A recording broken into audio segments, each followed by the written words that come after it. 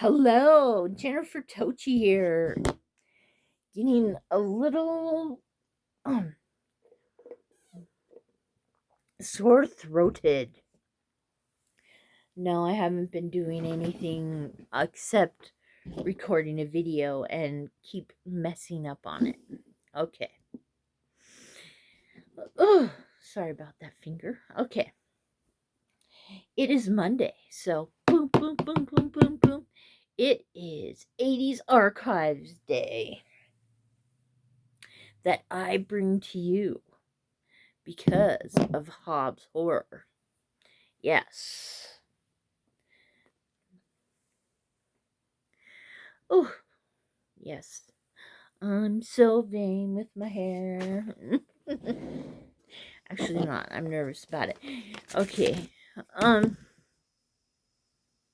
Sorry, my heater's on today. It is cold here in Butte, Montana. Okay. Now I'm ready to do the review. Oh, no, I'm not. I'm not ready. I wanted to thank everybody out there who watches my videos and leaves reviews and subscribes to me because I just made 200 subscribers. Yay, subscribers. Subscribers? Did I say prescribers? Pretend I didn't say that if I did. Okay, so here we go. So thank you everybody for subscribing to me, if you did. And mwah.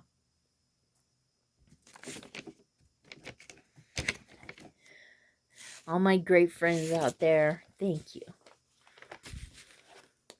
Okay, now I have picked another comedy. I was actually thinking of doing an action, but then I thought, nah, I want to do this one. I was like, something didn't work last night on my phone, so I'm gonna watch a comedy movie. So, I have picked a movie with actors such as Bobcat Goldthwait, John Candy, Dabney Coleman, Tim Kaczynski, Gilbert Gottfried, and Burgess Meredith. But two of these people are only in it vocally. Okay. And it is made in 1988 and directed by Mike Dinner. Sorry, I have Mark of Horror on the brain today. Okay. And that is Hot to Trot. And every time I talk about this movie, I have to say, too hot to trot now, baby. Ignore my singing if you need to. Yes, Bobcat Goldthwait. Yes. And the voice of Dawn is John Candy. And there's Dabney Coleman. And this picture up here reminds me a lot of that movie, 9 to 5, if you've seen that. That's a good movie, too. Where he ends up on a wall like this. Yes. And it's a funny movie. Funny, funny, funny. Okay. And Bobcat Goldthwait plays Fred P. Cheney, who's... Go over there now, baby. Yes. Yes, I talked to my VHS tapes. They need to settle down. Okay.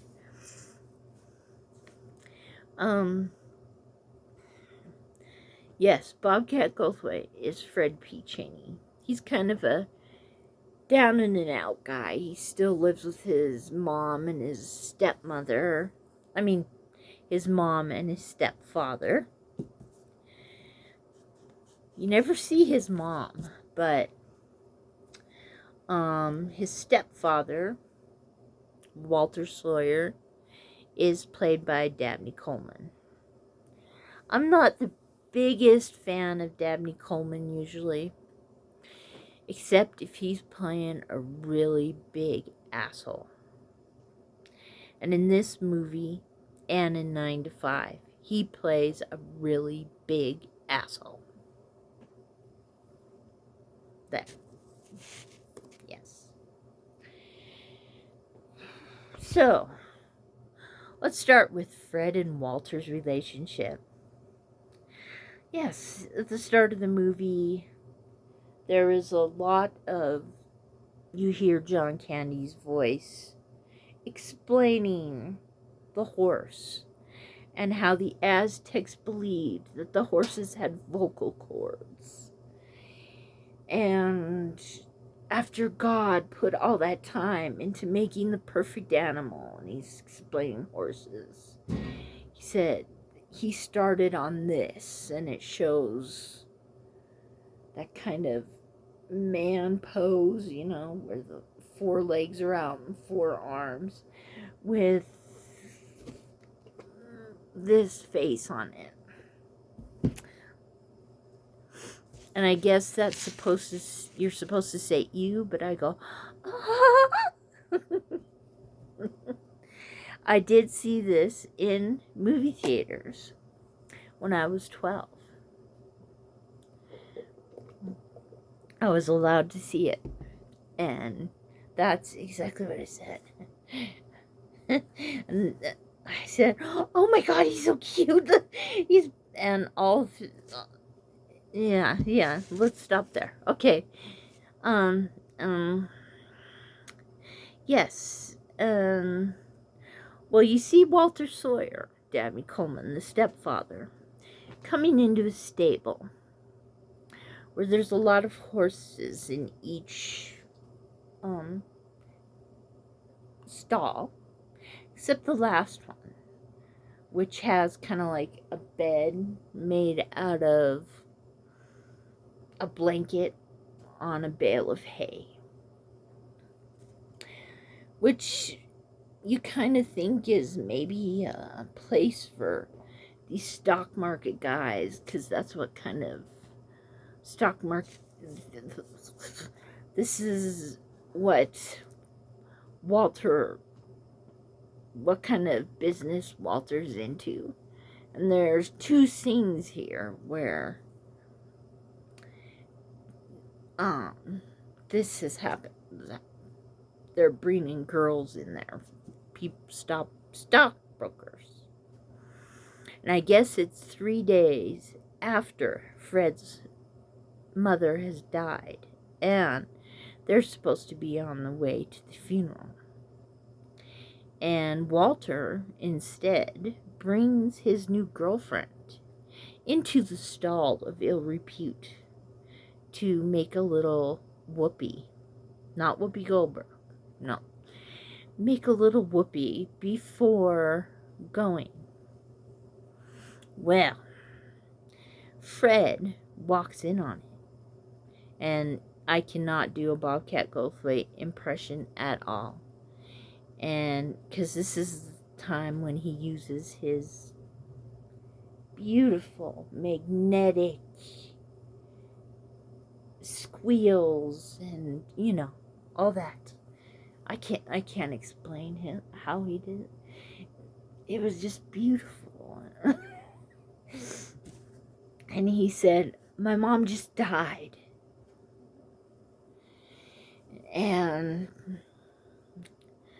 promptly, Bobcat Goldthwait throws a hay baling fork at them, but misses. And you see a horse in the next stall, and it lets out a laugh. Horses can laugh. Let's see. Okay. So, oh my goodness, yes. Next time you see Walter Walter is going into his office to talk to his kind of like main peon. And he says, "Where's the moron?" Speaking of Fred P. Cheney, he does not treat his son-in-law well at all. His son-in-law once got a job there, but they put him in the mailroom. Seems like they like to put people in 80s movies in the mailroom when they go and start to work somewhere. I just thought of a movie to do later on. Okay. And it turns out that half the business was kept in the wife's name and the other half in Walter's name. And she has left a horse, which was the laughing horse, and her half of the business to Fred. And Walter wants to buy him out. Naughty, naughty. And offers him $513. Well, you don't see the answer he gets, but I think he got a "I'll think about it" from Fred. And then you see him at the stable wanting to see this horse. Maybe he can get a lot of money from it. And you see Dom, the horse, that's the horse's name. And he doesn't look very clean. So it doesn't make him look very healthy or something. And he said, "This is the horse?" And he goes, "Yes, this is the horse. He's with the stableman." And I do not know who the stableman's name is. But, yes, this is the... But Fred has pretty much had it. So he sits down on a bale of hay and is just talking about what a jerk Walter is. An asshole he is. And Don turns to him and agrees. And so Fred starts screaming and thinking he's going crazy because of this. And so Don starts telling him about his relationship with Fred's real dad and him, and how they used to go on truck rides together because he has a special Winnebago or something with a horse place next to the steering wheel, so they would sit and talk together, and how they made friends, and they go visit Don's family. Don and the lovely voiced Burgess Meredith voices Don's father, who isn't very supportive father. His mom can't talk. She doesn't have that talent. But wants Don to ask Fred what it's like to face somebody during sex.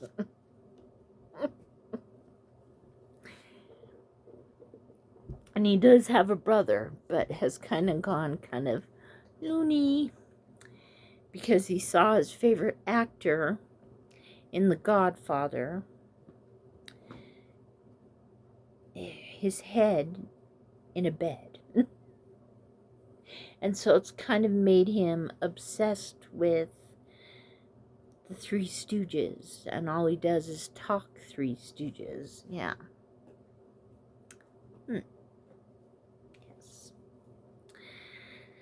So Fred leaves Don there with his mom and dad, not knowing that a certain horse would come back. He comes back to the stable, saying hello to his girlfriend. Hello, baby. Yeah, I can't do John Candy either. And here's some interesting stock information. And by this time, Fred has decided that he's going to make his own way in the stock market. So he gets a phone call from Don. He does not know it's Don. And the person is saying, Walter, bye, and some kind of computer thing. And so Fred starts buying this and makes a lot of money. And everybody thinks he's a genius now. Of course, later on in the movie, he finds out who gave him this information. And so, yeah. But, yes, Don ends up moving in with Fred in his very expensive apartment building. Yes. And you get to see Tim Kaczynski from Police Academy, Sweet Chuck, as the nosy neighbor, Leonard, who sees Don once going into his Fred's apartment. And Fred says, That's my friend. We are going to a costume we're going to a costume party, and they're in a horse suit, and excuse me, Leonard says, well, that looks pretty realistic. And then Don starts using different voices to make him think that there's more than one person in there.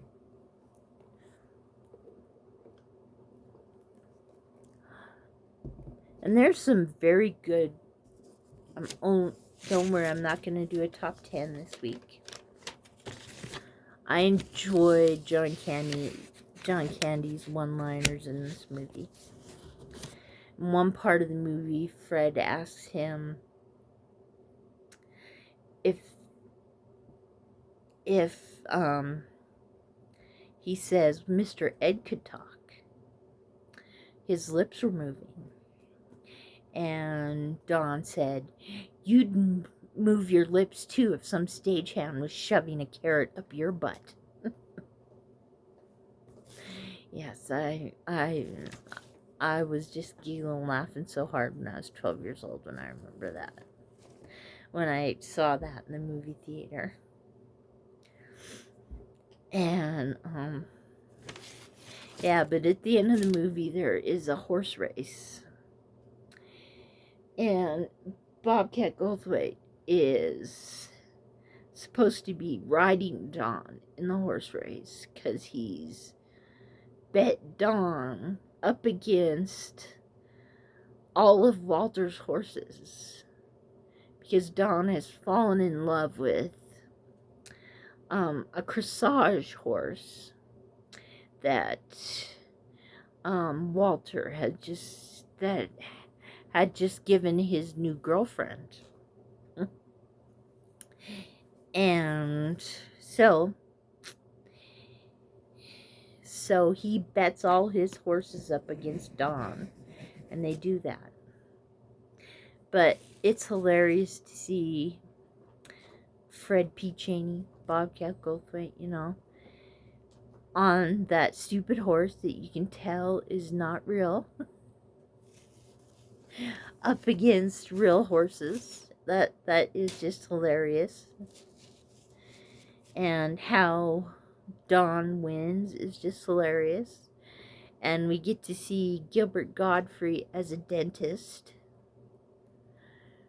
fixing somebody's teeth, because there was a promise made in the race that something's or somebody's teeth are going to be fixed if a race was won. And you get to see Gilbert Gottfried bonding teeth, being his 80s self, which I believe he pretty much stuck to. Bobcat, not so much, but yes. Another good thing Dawn says in this movie is, when they're talking about getting revenge on Walter for tricking them. Walter in this movie, Dabney Coleman, they put kind of like buck teeth on him a little more. And Dawn says, "You want to know what would burn that buck teeth bozo's butt good?" That just always makes me laugh when I hear that too. And I have to show something. I have taken it on the wall to show my approval of this movie. And I know I went on again, but hey, it's the 80s, it's Bobcat, it's John Candy, hey. Let's not get a reflection here. Yes, it is Hot to Trot. Picture from Hot to Trot with Bobcat Goldthwait and Dawn, which is actually his real name in real life. And this is signed by Bobcat Goldthwait. So it has come down from the wall to show to everyone. That's how much I love this movie. Okay, I'll stop looking at that now. And I will stop talking now, because how I do go on. Goodbye.